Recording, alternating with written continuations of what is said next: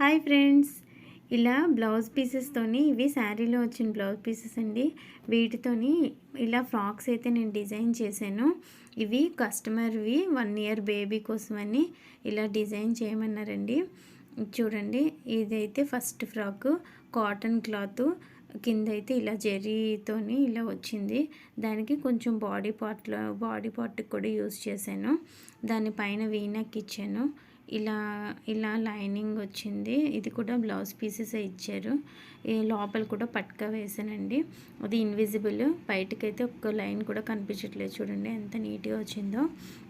ఈ పట్కాని ఎప్పుడైనా మనకి ఎక్స్టెన్షన్ చేసుకోవడానికి యూజ్ అవుతుంది. బ్యాక్ సైడ్ కూడా ఇలా హుక్ ఇచ్చాను. 3 హుక్స్ వచ్చింది. రౌండ్ నెక్ ఇచ్చానండి బ్యాక్. ఫ్రంట్ అయితే ఇలా వీ షేప్లోని ఇలా ఇచ్చాను బ్యాక్ కట్టుకోవడానికి. దీనికైతే నా దగ్గర దీనికి మ్యాచ్ అయ్యేలా ఉండడం కోసం నా దగ్గర పీస్తోని ఇలా కోట్ టైప్లో స్టిచ్ చేశాను. మ్యాచింగ్ లేస్ వేసి ఇలా డోరీ కట్టాను. కింద అలా హ్యాంగింగ్ కూడా ఇచ్చాను. స్లీవ్స్ అయితే బఫ్ స్లీవ్స్ పెట్టానండి. బ్యాక్ సైడ్ కూడా రౌండ్ వచ్చి ఇలా నెక్ పెట్టాను. దీనికైతే ఇలా విడిగా ఫ్రాక్ లాగా వేసుకోవచ్చు, లేదా ఇలా కోట్ వేస్తే కొంచెం పార్టీ వేర్ లుక్ వస్తుంది. చాలా బాగా వచ్చిందండి ఫ్రాక్ అయితే మాత్రం.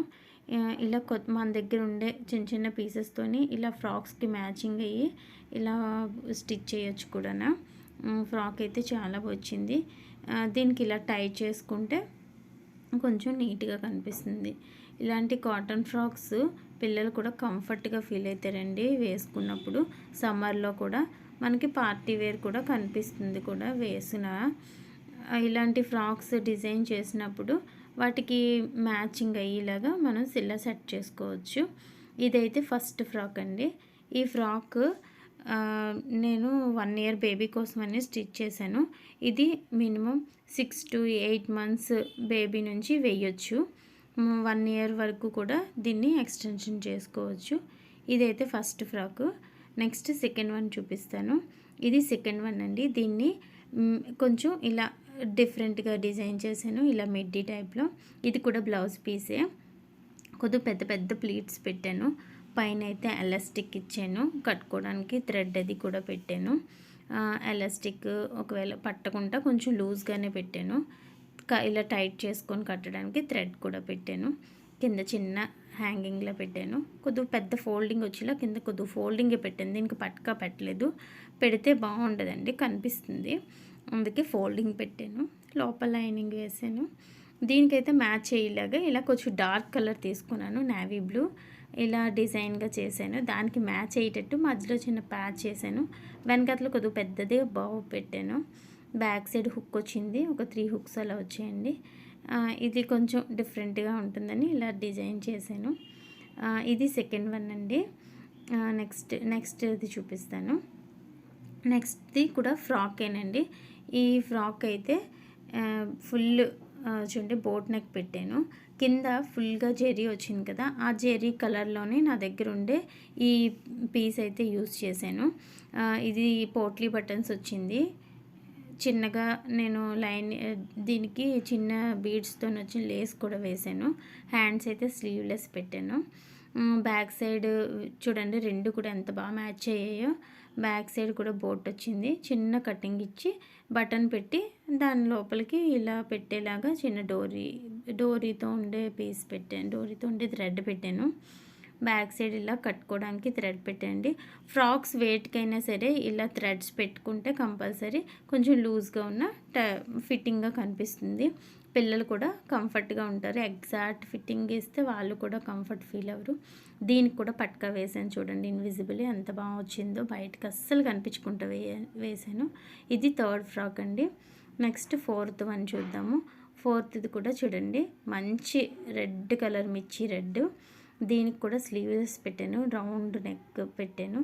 ఇలా బార్డర్ వచ్చింది కదా, దీని బార్డర్ కిందే ఇలా వచ్చేలాగా ఎప్పుడైనా స్టిచ్ చేసుకుంటే మీకు ఇన్విజిబుల్ పట్కా బాగుంటుందండి, బయటకు కనిపించదు. సేమ్ బార్డర్తోనే బాడీ పార్ట్కి కూడా వచ్చేలాగా ఇలా డిజైన్ చేశాను. చాలా బాగా వచ్చిందండి, అసలు కనిపించట్లేదు, మధ్యలో డిజైన్ చేసినట్టే ఉంది. బ్యాక్ సైడ్ హుక్ పెట్టాను, దీనికి కూడా 3 హుక్స్ వచ్చాయి. ఏ ఫ్రాక్కైనా ఇలాగా థ్రెడ్స్ అయితే మాత్రం కంపల్సరీ పెట్టానండి. దీనికైతే ఇలా నెట్టెడ్ టైప్లోనే నా దగ్గర ఉండే పీస్ యూస్ చేసి ఇలాగ కోట్లా స్టిచ్ చేశాను. స్లీవ్స్కి ఇలాగ చిన్న లేస్ ఇచ్చాను మ్యాచింగ్, మధ్యలో అయితే బటన్స్ ఇచ్చాను. ఈ బటన్స్ కూడా నేను హుక్ ఇవ్వలేదండి, ఇలాంటి ప్రెస్సింగ్ బటన్ యూస్ చేశాను. ఎందుకంటే నెట్ కదా, హుక్కు మనం పెట్టి తీసినప్పుడు నెట్ చిదిగిపోయే అవకాశం ఉంటుంది. అందువల్ల ఇలా నేను ప్రెస్సింగ్ బటన్స్ అయితే పెట్టాను.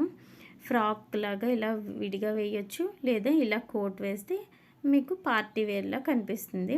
లోపల కూడా నేను సాఫ్ట్గా ఉండేలాగా వాళ్ళు బ్లౌజ్ పీసెస్ ఇచ్చారు లైనింగ్కి, అందుకు నేను లైనింగ్కి అవే యూస్ చేశాను. దానివల్ల లోపల కూడా మీకు సాఫ్ట్గా ఉంటుంది కాబట్టి పిల్లలు కంఫర్ట్గానే ఫీల్ అవుతారు. ఇదైతే 4th ఫ్రాక్ అండి. నెక్స్ట్ మీకు 5th వన్ చూపిస్తాను. ఈ ఫ్రాక్ అయితే చూడండి ఇలా వచ్చింది, అంబ్రిల్లా టైప్లో స్టిచ్ చేశాను. దీనికైతే బార్డర్ వచ్చిందండి.